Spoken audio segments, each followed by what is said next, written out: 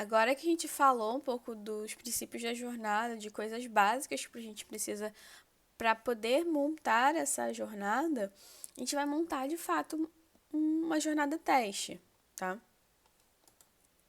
Então a gente está aqui na nossa tela de jornada e como é que a gente faz isso? A gente vai clicar aqui no adicionar.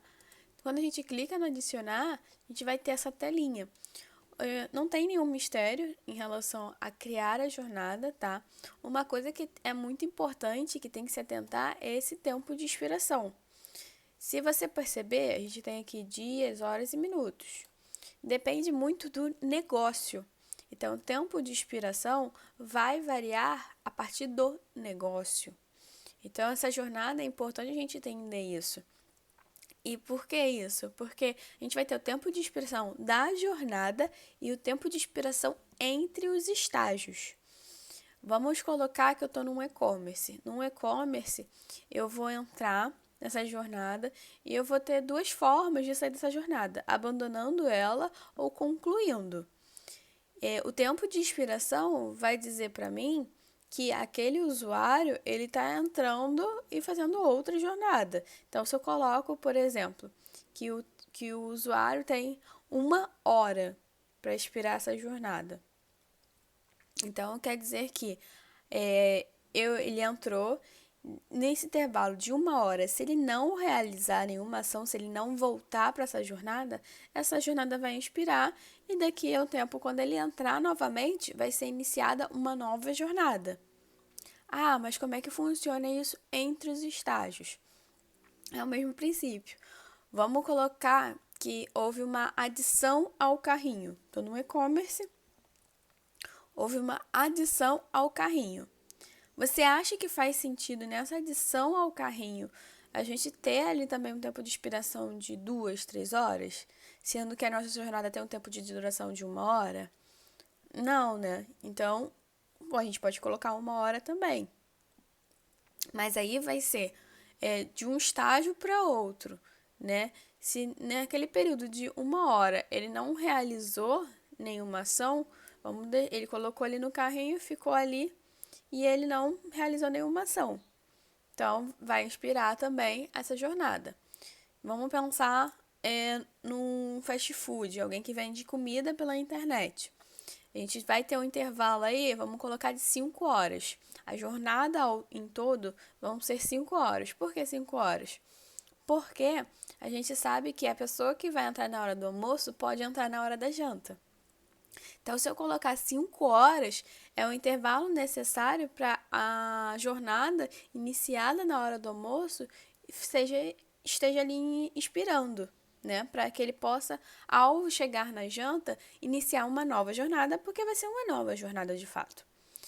E ali nos estágios a gente poderia colocar um intervalo de 2, 3 horas mais ou menos. Vamos colocar que ele entrou na jornada, realizou algumas etapas dessa jornada, né, alguns estágios dessa jornada, adicionou um produto ao carrinho, visualizou algumas coisas, botou o endereço, mas ele não pagou. Então, ele entrou 11 horas, e aí ele vai ter 11, meio-dia e 1 hora. E aí, 1 hora foi quando ele voltou e finalizou o pagamento. Entendeu? Então, ele poderia não finalizar o pagamento. Então, se ele não finalizasse esse pagamento e ele entrou ali 1 hora, ele entrou ali 11 horas, não finalizou esse pagamento até 1 hora, que seria o intervalo, essa jornada já vai começar. Olha, tem alguma coisa errada, não dá mais para salvar todas as informações assim, e vamos ir para um próximo passo, porque esse cliente não vai estar dando indícios que está abandonando, que não vai voltar. Então a gente tem que pensar muito nessa questão do tempo de expiração, tá?